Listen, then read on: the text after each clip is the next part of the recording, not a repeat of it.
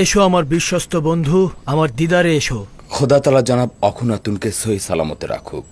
মহামান্য বাদশার ফরমান পালনের অপেক্ষা রয়েছে। কোন বাদশা?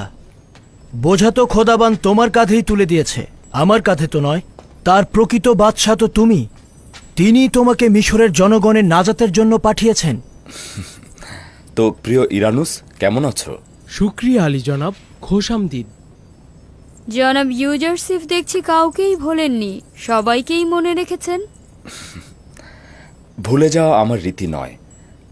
আপনাদের নিকট হাজির হয়েছে এ কারণেই, রাজ্যের বর্তমান বিষয়াদি নিয়ে আপনার সঙ্গে আলোচনা করতে চাই। হয়তো মিশরের 7 বছর দুর্ভিক্ষ ও গমগুদাম জাতকরণের বিষয়ে কথা বলবে, কিংবা হয়তো কৃষক ও সহায় সম্বলহীনদের বিষয়ে, অথবা খাদেম ও তাদের স্বেচ্ছাচারিতা বিষয়ে। এই খাদেমের উপরে যে সমস্ত দায়িত্ব অর্পণ করা হয়েছে তার বাইরে তো আমার কোনো কাজ নেই।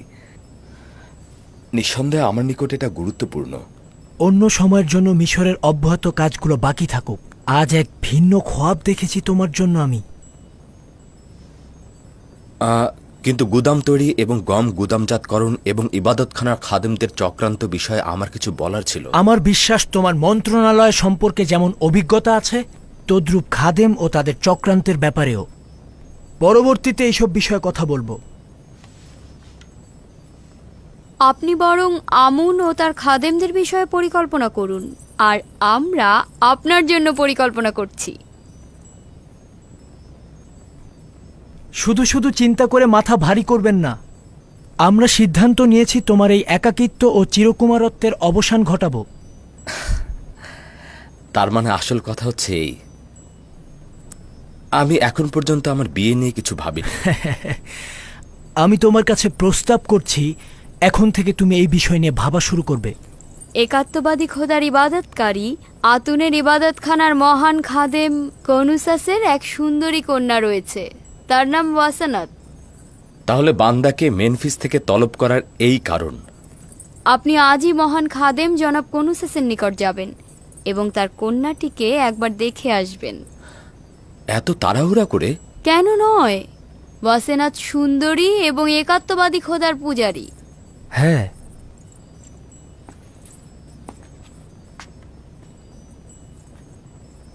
তোমার যত দ্রুত সম্ভব বিবাহ করা উচিত। এটি হুকুমতের আদেশ এবং এটা তোমার আমল করা উচিত।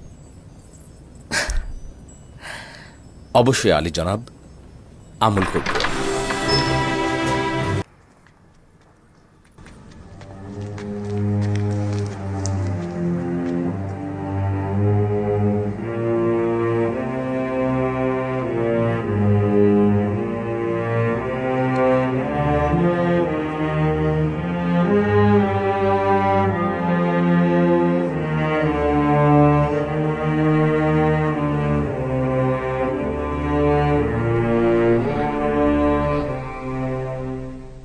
আমি বৃদ্ধ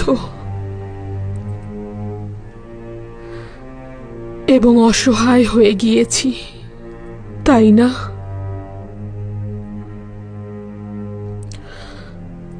চেহারা এবং কপালের বলিরেখা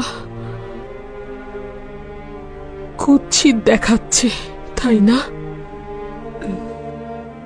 কিন্তু বানু, আপনার চেহারা আভিজাত্য আর আকর্ষণীয়তা এখনো রয়েছে। তার মানে ইউজারসিফ এখনো আমাকে পছন্দ করবে? আপনি এখনো আগের মতোই মেহেরবান ও ভালো লাগার মতোই আছেন, চিন্তা করবেন না বানু।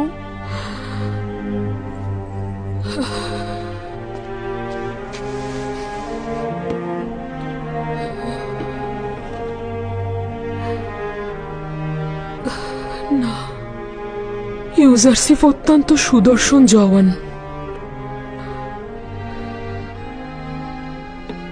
আমার দিকে দৃষ্টি দেবে না।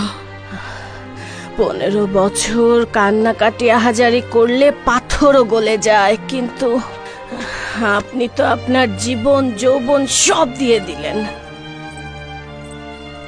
আমি শুধু আমার যৌবনই তার জন্য বিসর্জন দিয়েছি।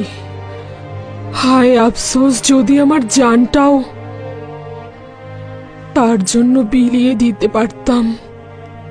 আমি যন্ত্রণা পাচ্ছি এ কারণেই যে সে জানে না তার বিরহে আমি কতটা কাতর। যদি সে জানতো, যদি জানতো।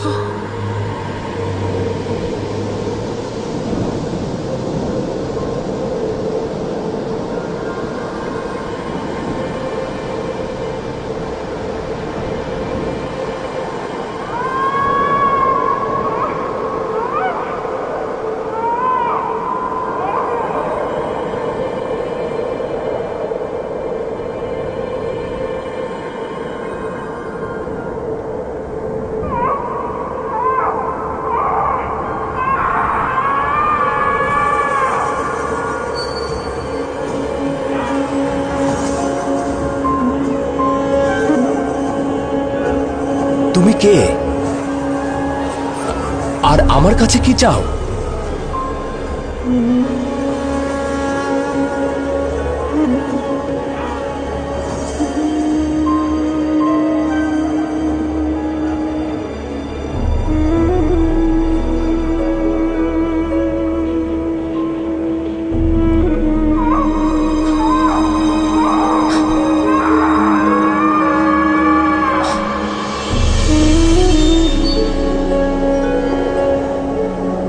এই নারী কে ছিল?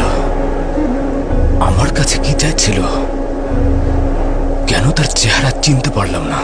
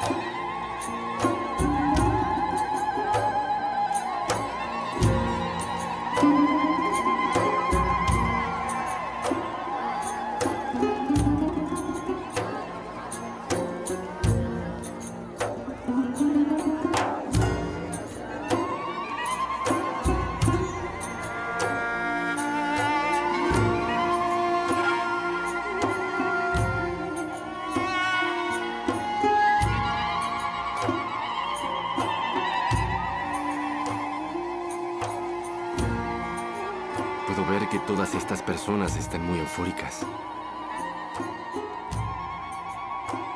Este es un gran día, Yuzarsif. Un gran día para el Imperio.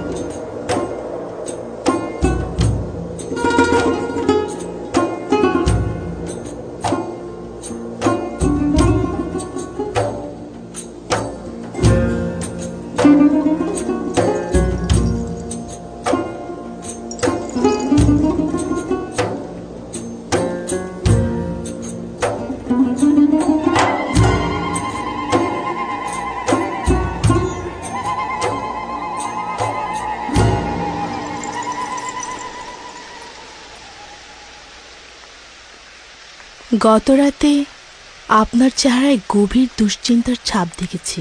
এরকম দুশ্চিন্তার কারণটা কি জানতে পারি? আব্বাজানের কাছ থেকে দূরে থাকার দুশ্চিন্তা। আফসোস, তাকে যদি কাছে রাখতে পারতাম।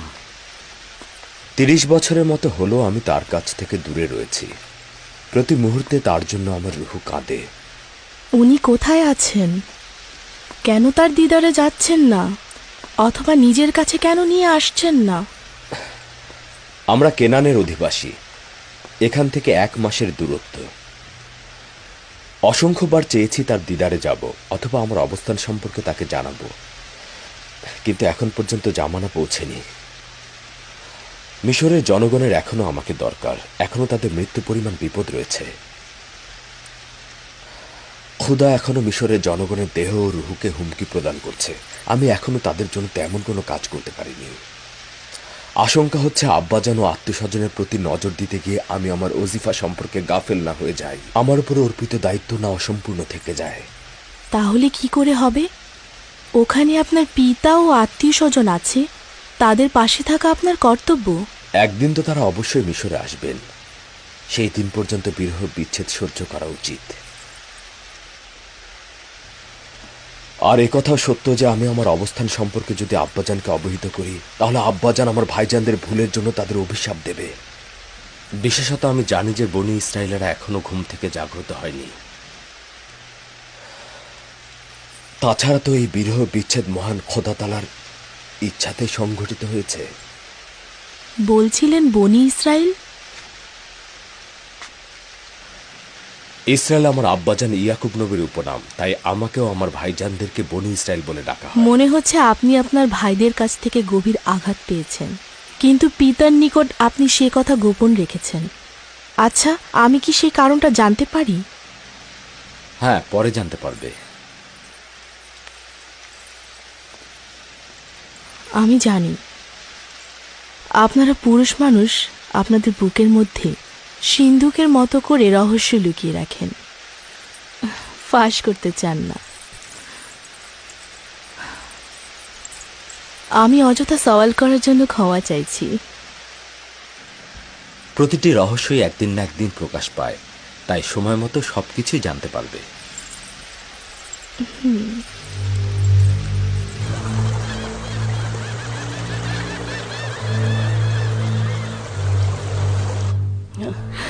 কয়েক বছর আগে আপনাকে বলেছিলাম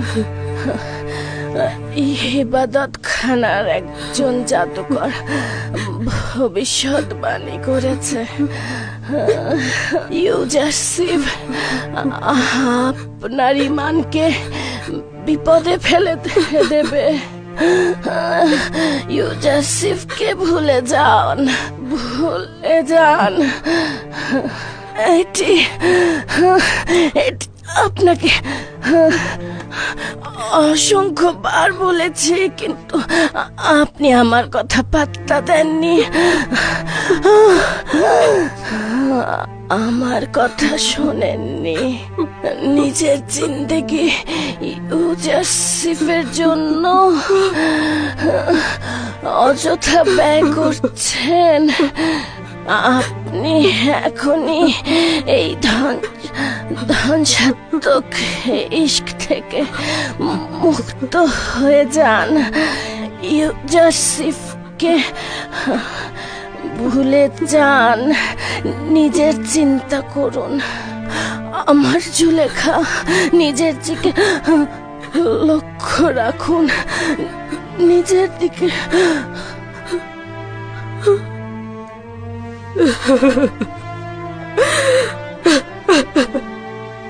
আমাকে একা করে দিয়ে তুমি চলে গেলে। তুমি আমার পরম সত্যবাদী বন্ধু ছিলে, আমার খাদেম ছিলে, আমার মাতা ছিলে তুমি। এখন আমি আমার কষ্টগুলো কার কাছে বলবো? খোদার দোহাই বানু, শান্ত হন। তুমি সর্বদাই আমার ছায়া সঙ্গী ছিলে, এখন আমি ছায়াহীন হয়ে গেলাম। ধৈর্য ধারণ করুন বানু, আপনার শরীরের অবস্থা ভালো নয়। ইউজারশিপের বিচ্ছেদ বেদনা কি আমার কম ছিল যে তোমাকেও চলে যেতে হলো? খোদাগণ, তোমরা কোথায় আছো? কেন তোমরা কারিম আমার থেকেও বেশি মৃত?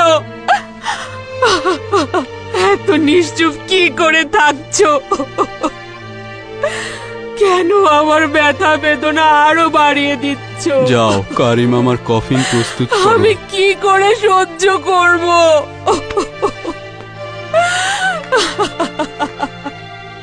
সে সব সময় আমার হেফাজত করত। আমি ঘুমিয়ে থাকতাম, সে আমার শিওরে দাঁড়িয়ে থাকতো। ঘুমাও কারি মামা, জুলেখার অপমান আর শুনতে হবে না তোমাকে। জুলেখার ব্যথা বেদনাগুলো আর হজম করতে হবে না।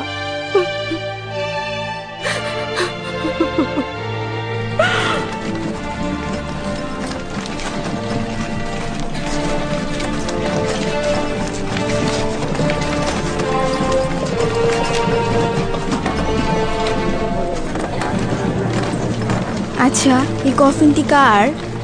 কারিম আমার। বেচারা কারিম মামা, কি কষ্টই না পেয়েছে। তিনি জুলেখার রাজমহলের প্রধান ছিলেন। কি শান শওকতি না ছিল তার।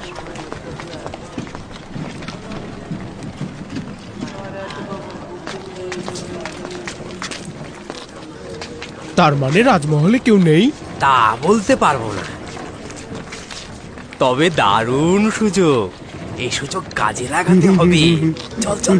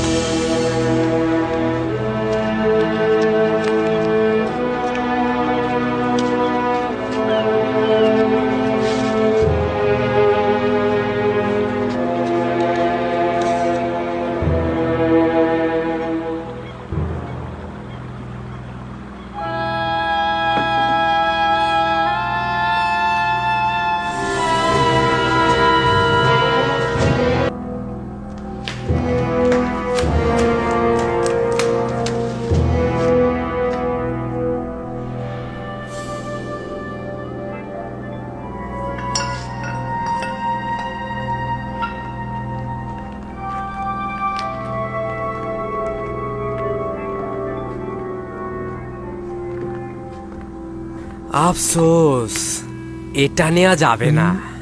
পারবো না।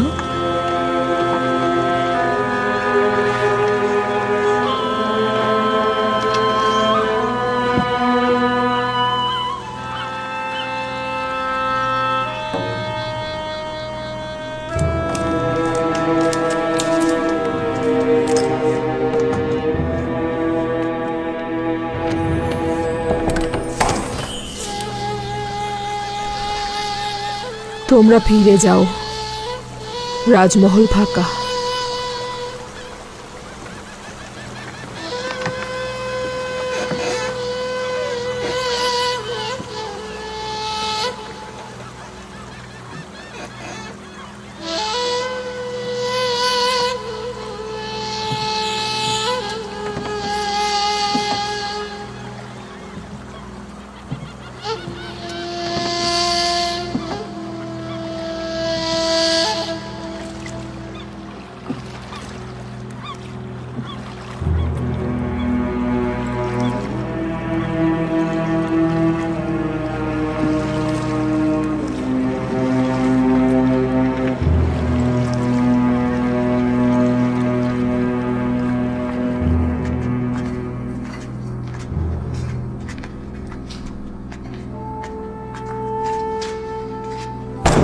আরে কি হলো? শব্দ করছিস কেন? আস্তে। এইটা পুঁতিপাড়ের রাজমহল নাকি পেত্তাতাদের?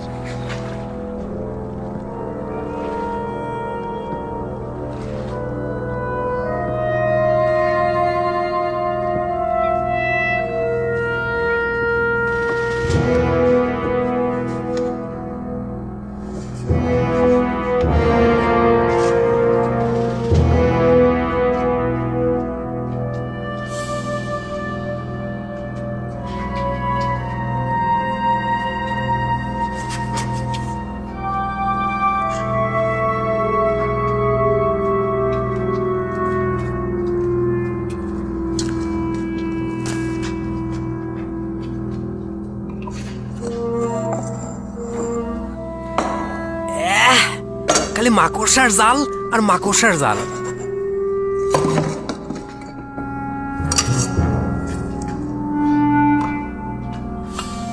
চল চল, এখানে কিছুই নেই, চল। আয়, আয়, আয়।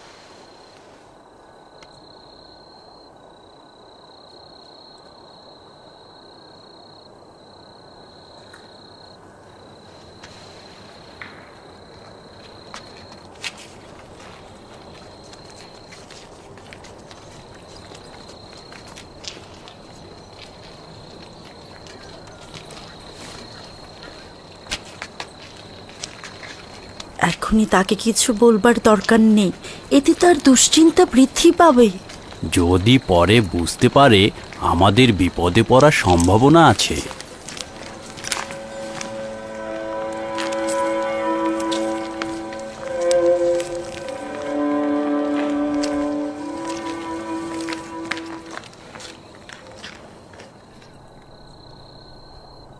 কি হয়েছে? এখানে কেন দাঁড়িয়ে আছো? আপনার জন্য একটা খারাপ খবর আছে বানু। মানে একটা খারাপ ঘটনা ঘটেছে। রাজমহলে চুরি হয়েছে আমার বানু।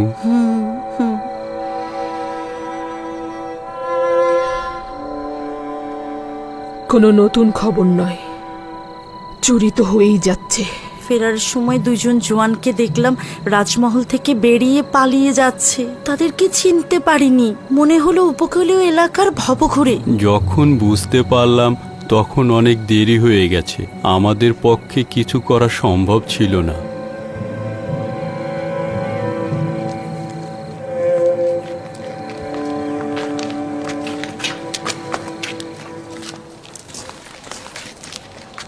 আমাদের একজনের উচিত ছিল রাজমহলে থাকা। হ্যাঁ, এই জায়গাটা খালি রাখা একদম উচিত হয়নি।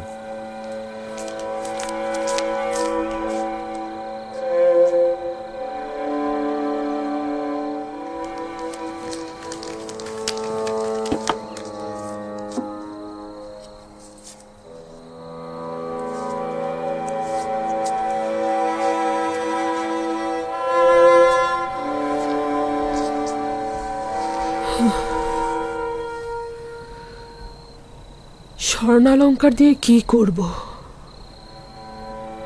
নিজেকে কার জন্য সজ্জিত করব?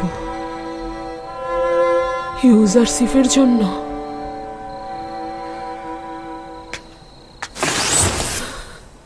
কেন সাহায্য করছো না? তুমি কি মিশরের মহান খোদা আমুন নও? আমি কি তোমার ইবাদতখানার ইলাহি নই? তোমার সহধর্মিনী নই? কতকাল পর্যন্ত শুধু চেয়ে চেয়ে দেখবে? কেউ একজন আমাকে সাহায্য করো। আমি আর কত সহ্য করব? ইউজারশিপের বিরহ বেদনা, কারিম আমার মৃত্যুর শোক, আমার জাহানের আধিপত্য চলে যাওয়া, রাজমহলের সবকিছু চুরি হওয়া, আর কত সহ্য করতে হবে আমাকে বলো। আমাকে কেন সাহায্য করছো না?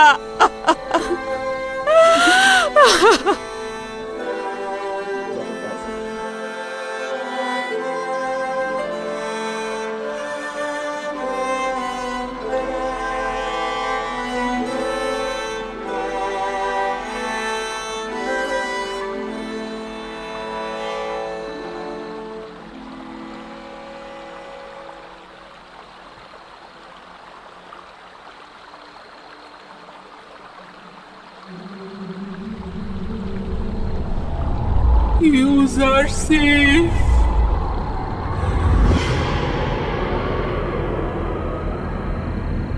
আমাকে সাহায্য করো, সাহায্য করো।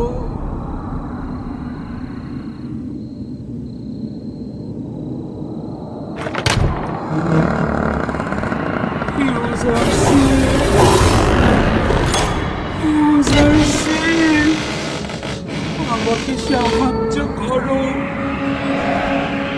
সাহায্য করো। তোমার নাম কি?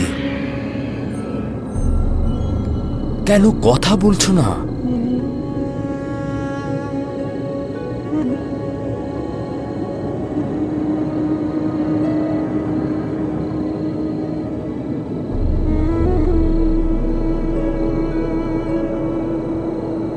ইউজারশিপ, আমাকে সাহায্য করো। তুমি কে? সাহায্য করো আমাকে। আমার কাছে কি চাও? ইউজারশিপ, ইউজারশিপ।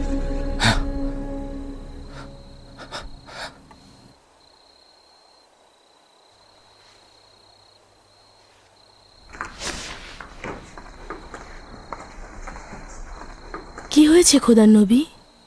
আবারও সে বৃদ্ধ মহিলাকে দেখলাম। সে আমার কাছে সাহায্য চাইছে, কিন্তু জানি না সে কে, জানি না কোথায় তাকে খুঁজে পাবো। খোদার নবীর খোয়াবের রহস্য তো গোপন থাকার কথা নয়। আমার মনে হচ্ছে যদি আপনি সেই বৃদ্ধ মহিলার চেহারা চিনতে সক্ষম না হন, তাহলে তা অবশ্যই মঙ্গলজনক নয়। সে আমার কাছে সাহায্য চাইছিল, আমার দিকে তার হাত প্রসারিত করছিল। যদি তিনি অভাবী হতেন, তাহলে খোদা তাআলা অবশ্যই আপনাকে পথ বলে দিতেন।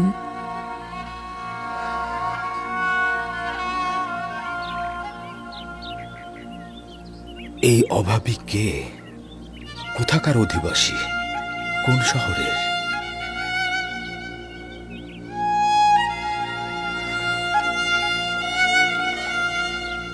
তার সন্ধানে আমাকে কোথায় যাওয়া উচিত?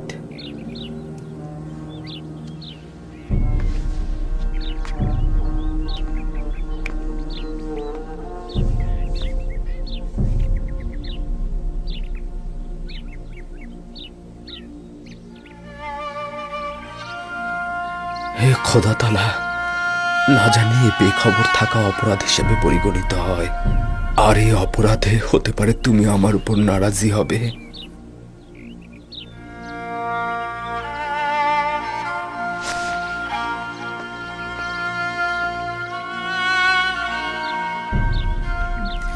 বানু, আমি ওনাকে যে কয়দিন ধরে দেখছি কখনো তৃপ্তি সহকারে খাবার খেতে দেখলাম না। হয়তো ভাবছেন এই শহরে তার থেকে অধিক কেউ ক্ষুধার্ত রয়েছেন। তাদের কথা চিন্তা করেই হয়তো তৃপ্তি সহকারে খাচ্ছেন না।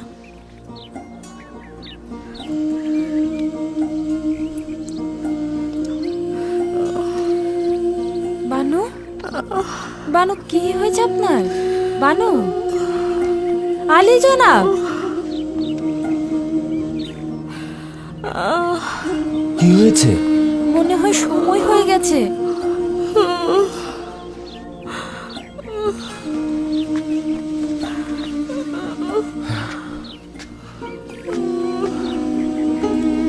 আলী জনাব, ধাত্রীকে খবর পাঠান। আসুন বানু, আসুন।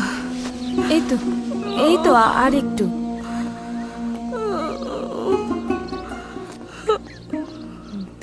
বসুন এখানে। এই তো, বসুন বসুন বানু, এখনই ধাত্রী চলে আসবে।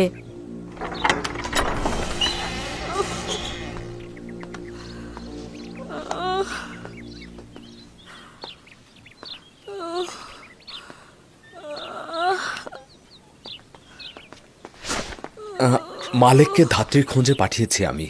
ওয়াসেনাদের এখন অবস্থা কেমন? ব্যথায় একেবারে কুকড়ে যাচ্ছে। এখনই ধাত্রী চলে আসবে। তুমি এক কাজ করো, কিছু গরম পানির ব্যবস্থা করো।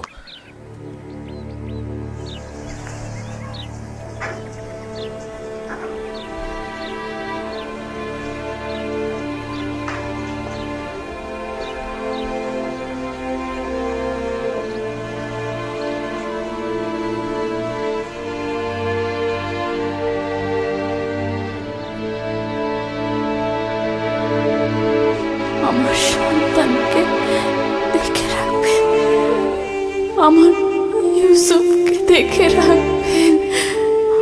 ওদেরকে কখনো অবহেলা করবেন না। মায়ের অভাব যেন ওরা বুঝতে না পারে, কথা দিন।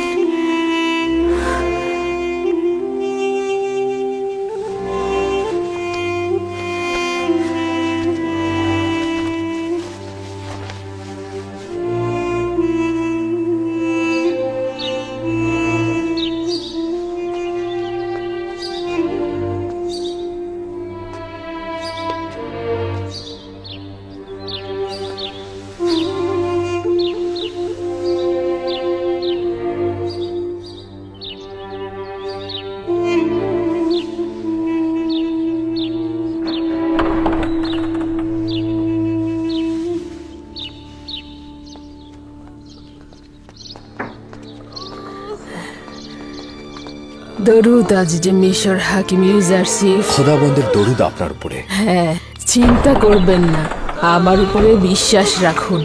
বানু ওয়াসেনাত কোথায়? আমার সঙ্গে আসুন। আচ্ছা।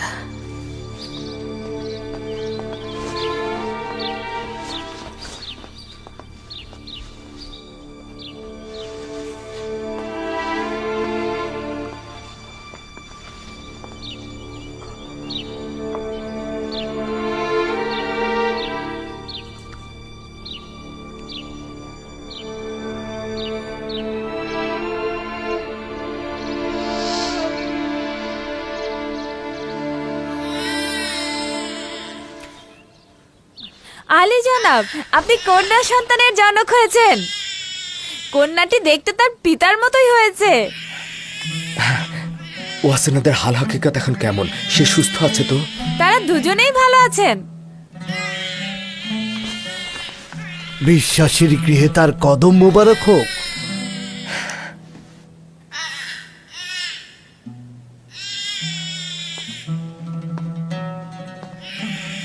জনাব ইউজারসিফ, বেশ কয়েকবার আপনার গলার এই মুহূর্তটার দিকে লক্ষ্য করছি। আপনি এটা স্পর্শ করে প্রশান্তি অনুভব করছেন। এটা আসলে কি? এটা মৌদ নামক মোহর, যা আমার নামে লেখা হয়েছে। মৌদ? এটা সেটাই যার মাধ্যমে সকল আম্বিয়া তাদের কষ্ট ভুলে লক্ষ্যে পৌঁছে যান। খোদা তাআলা সকল প্রতিনিধির আশা আকাঙ্ক্ষার প্রতিফলন ঘটান।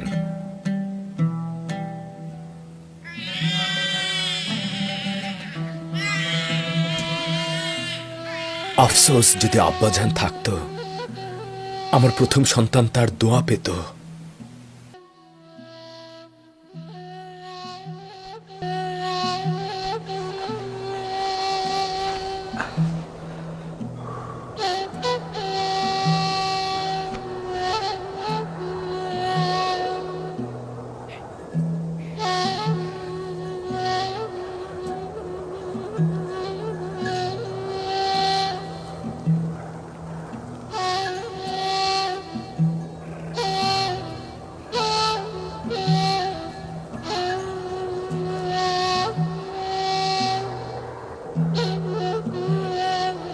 আব্বাজান, ভেড়া চড়ানোর জন্য আপনার এখানে থাকবার দরকার নেই। আপনার বরং গৃহে থাকাই উত্তম। মরু অঞ্চল, প্রচন্ড গরম। আপনার কষ্ট হচ্ছে না আব্বাজান? না পুত্র আমার, খোদা তাআলার সৃষ্টির অপরূপ সৌন্দর্য এবং প্রকৃতির এই লাবণ্য আমার কষ্টকে উপশম করে দেয়। আজ আপনাকে খুব আনন্দিত দেখাচ্ছে। হ্যাঁ আমার পুত্র, তবে জানি না আমি কেন। মনে হচ্ছে আজ ইউসুফ আমার মতোই আনন্দিত।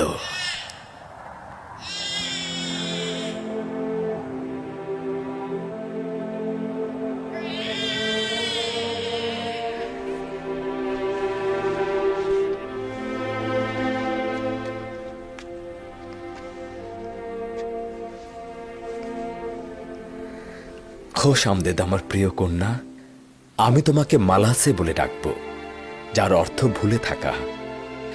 তোমার আগমনের মাধ্যমে আমি আমার পূর্বের সকল দুঃখ ভুলে গিয়েছি। মালাসের কদমের বরকতে মেনিফিসের সকল নিঃস্ব ও অভাবীদের দাওয়াত করতে চাই।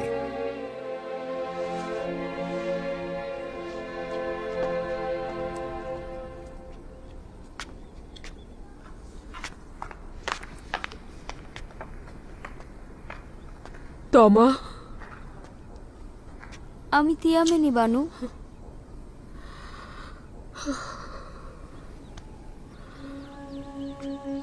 আমি ঠিক মতো দেখতে পাচ্ছি না, সবকিছু অন্ধকার লাগছে। অবিরাম কান্নার জন্য এরকম হচ্ছে। কেন এভাবে কাঁদছেন বানু? এভাবে অবিরাম কান্নার ফলে আপনার চেহারা বিবর্ণ হয়ে যাচ্ছে, আপনার চোখগুলো নষ্ট হয়ে যেতে পারে। কেন নিজের কথা ভাবছেন না একবারও? এগুলো অনেক পুরনো কথা। কান্না আমার মানসিক ক্ষতের উপশম। যদি কান্না না করি, দিওয়ানা হয়ে যাব। কি হলো? আবার কোথায় যাচ্ছেন বানু? নীল নদের জেটির পাশে আমার সাথে যাবে? রুদামুনের কাছে ইউজারসিফের খবর জানবো। আমি তো আর আপনার পথে বাধা সৃষ্টি করতে পারি না, আর আপনাকে এভাবে একা ছেড়েও দিতে পারি না। অতএব আপনার সাথে যেতে বাধ্য হচ্ছি।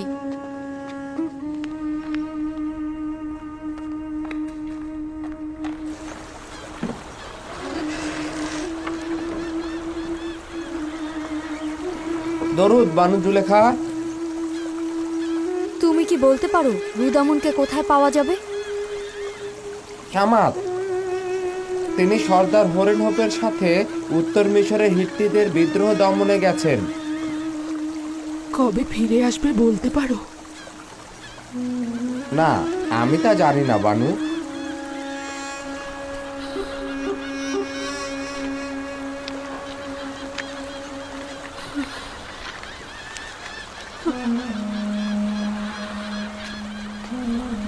বানু, এখান থেকে উঠে পড়ুন। এভাবে বসে থাকা ঠিক হচ্ছে না। আপনাকে এখানে তো সবাই চেনে। আমার সম্মানহানির ভয় পাচ্ছ?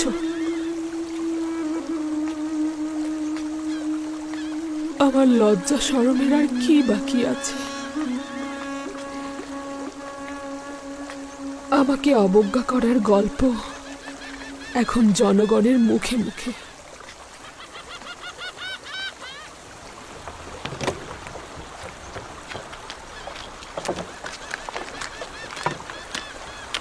জুলেখা ইউজারশিপের প্রেমে দিশেহারা হয়ে দেওয়ানা হয়েছে। যদি ইউজারশিপের কোনো খবর তাকে দেই, তাহলে ভালো পুরস্কারও পাওয়া যাবে। তাহলে চোখ কান খোলা রাখবো। ইউজারশিপের তেবসে আসার খবর জানলেই তাকে খবর দেব।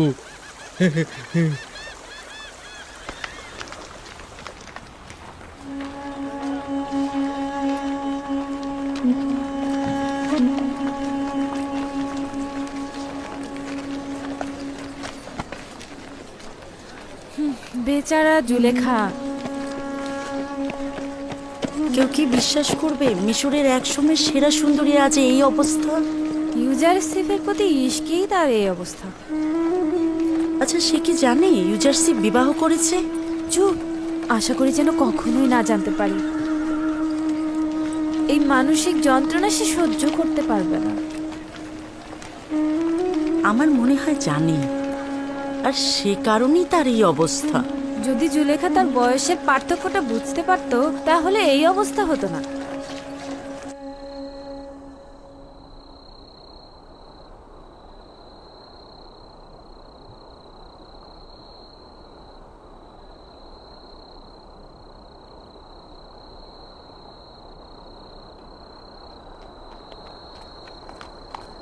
সঠিকভাবে দাঁড়াও, প্রস্তুত থাকো।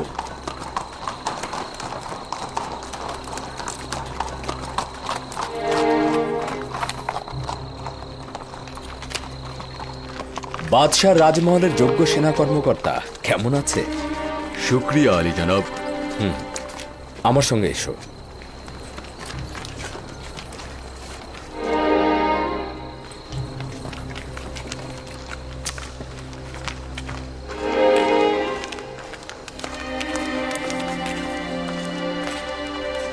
কি হয়েছে আজিজে মিশর জনাব ইউজারসিফ, হঠাৎ করে অসময়ে রাজমহলে? ইরানুস ও রাজমহলের বাবুর্চিকে আমার নিকট নিয়ে এসো। ইরানুস এবং রাজমহলের বাবুর্চিকে খবর দাও। আদেশ শিরোধার্য। মশালগুলো জ্বালাতে বলো। দ্রুত করো, মশালগুলো জ্বালিয়ে দাও। জনাব ইউজারসিফ, মহামান্য বাদশাহ অখনাতনকে জাগ্রত করব? না, প্রয়োজন নেই, এখন সে নিজে থেকে জেগে উঠবে। আমাদের সঙ্গে তার কি কাজ রয়েছে এটা কি বলেছে? না, শুধু দ্রুত যেতে বলেছে। দরুদ আজিজে মিশর জনাব ইউজারসিফ। খোদাবন্দের দরুদ তোমাদের উপরে। তোমাদেরকে আমি কতবার বলেছি আমার সামনে তাজিম করবে না। মনে হচ্ছে দৌড়া না মারা পর্যন্ত তোমরা এই কাজ পরিত্যাগ করবে না। আদেশ পালনীয় আলী জনাব, আর এমনটি হবে না। মহামান্য বাদশার জন্য উপযুক্ত খাবার ও শরবত তৈরি করো। এই গভীর রাতে? হ্যাঁ, কিছুক্ষণের মধ্যে মহামান্য বাদশাহ ক্ষুধার্ত হবেন এবং আমাদের কাছে খাবার চাইবেন। এখন পর্যন্ত তো এরকম হয়নি জনাব ইউজারসিফ। আপনি কি সন্দেহ নিশ্চিত? পোষণ করো না। যখন আলী জনাব বলেছেন বাদশাহ ক্ষুধার্ত হবেন, তার মানে হবেন। যত দ্রুত সম্ভব, সময় খুবই সংক্ষিপ্ত। তত্ত্বাবধায়ক ও রাজমহলের সকল অধিবাসীকে খবর দাও, সবাই যেন উপস্থিত থাকেন। আর মালিক, আপনি আমার সঙ্গে চলুন। রাতের খাবার অর্ধেক রয়ে গেছে, সাথে কিছু ফল প্রস্তুত করি, তাতেই মনে হয় হয়ে যাবে। হ্যাঁ, এটাই যথেষ্ট হবে। বাদশাহ এর থেকে বেশি আর খাবার খাবেন না। এইটার অর্থ হচ্ছে বাদশার জরুরি তলব। এই অসময়ে আমি এমন ক্ষুধার্ত কেন? এইরকম তো এর আগে কখনো হয়নি। ঘুমানোর আগেই তো খাবার খেলেন। এমন নয় তো যে গুরুতর কিছু? আমি কি সিনেহকে খবর পাঠাবো? না, দরকার নেই। আমার এই ব্যথা শুধুমাত্র ক্ষুধা থেকেই হচ্ছে।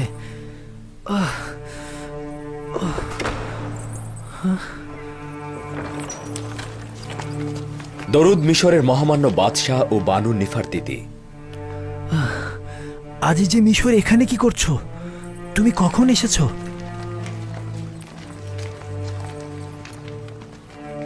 মহামান্য বাদশাহ নিশ্চয় ক্ষুধার্ত। খাবার কিছু আছে, ক্ষুধার জ্বালায় মরে যাচ্ছি।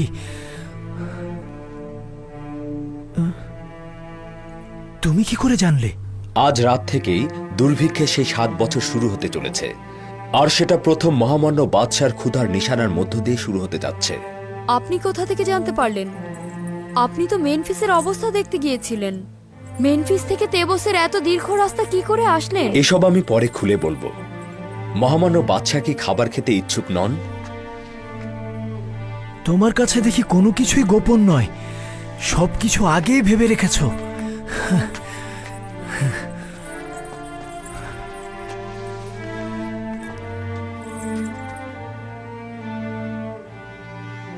আজ রাত থেকে মিশরে 7 বছরের দুর্ভিক্ষ শুরু হলো। আগামীকাল থেকে মিশরের জনগণের জীবনযাপনের ব্যয় কমিয়ে আনা উচিত। আর আমি এই খবরটি দেবার জন্য আপনার নিকট এসেছি। তোমার যে পদক্ষেপ গ্রহণ করা উচিত তুমি সেটা করতে পারো। মহান খোদাতালার নিকট এই বিপদ থেকে উত্তরণের জন্য সাহায্য চাইছি, যেন এই ভয়াবহ দুর্ভিক্ষ সর্বোত্তম উপায়ে মোকাবেলা করতে পারি।